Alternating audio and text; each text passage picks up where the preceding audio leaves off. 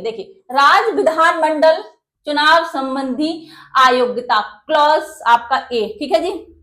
देखिए इसमें क्या है, यदि कोई व्यक्ति उस राज्य के विधानमंडल विधानसभा चुनाव के लिए बनाए गए कानून के तहत अयोग्य है तो वह पंचायत चुनाव में सदस्य नहीं बन सकेगा। मतलब अगर राज्य विधानमंडल का चुनाव नहीं लड़ सकता तो वो पंचायतों का भी चुनाव नहीं लड़ेगा, ठीक है। अगर वहां वो अयोग्य है तो यहाँ भी वो अयोग्य हो जाएगा। किन आधारों पर, देखिए, ठीक है, यदि कोई व्यक्ति उस राज्य के विधानमंडल विधानसभा चुनाव के लिए बनाए गए कानूनों के तहत अयोग्य है, ठीक है, तो वह पंचायत चुनाव में सदस्य नहीं बन सकेगा, ठीक है। पंचायत चुनाव में वो सदस्य नहीं बन सकेगा।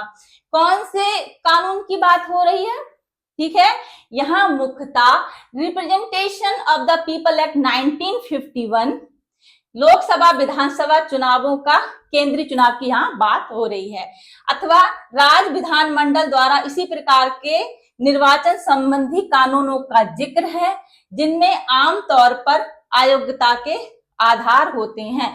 जो आपका ये है representation of the people act 1951 में किन आधारों पर अयोग्य घोषित किया जाएगा उन कानूनों की यहाँ बात हो रही है, ठीक है जी। ठीक है, देखिए दोष सिद्धि वाले अपराध, ऐसे अपराध जहां किसी को दोष सिद्ध हो गया है, ठीक है, तो वहां पर वो व्यक्ति चुनाव नहीं लड़ सकता, सदस्य नहीं बन सकता, ठीक है जी।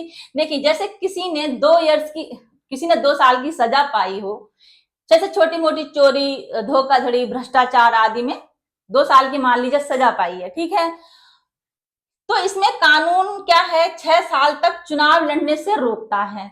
अगर ऐसा व्यक्ति जिसका दोष सिद्ध हो चुका है, जिसको 2 साल की ऐसे सजा, मान लीजिए सजा मिली है, तो इसमें क्या है, कुछ उस क्राइम में कुछ चला गया तो ठीक है, जैसे धोखाधड़ी, कोई भ्रष्टाचार हो गया, तो कानून में क्या लिखा है, ठीक है, जैसे कि 6 साल तक उसको मतलब उसका बैन कर दिया जाएगा, ठीक है, वो चुनाव नहीं लड़ सकता।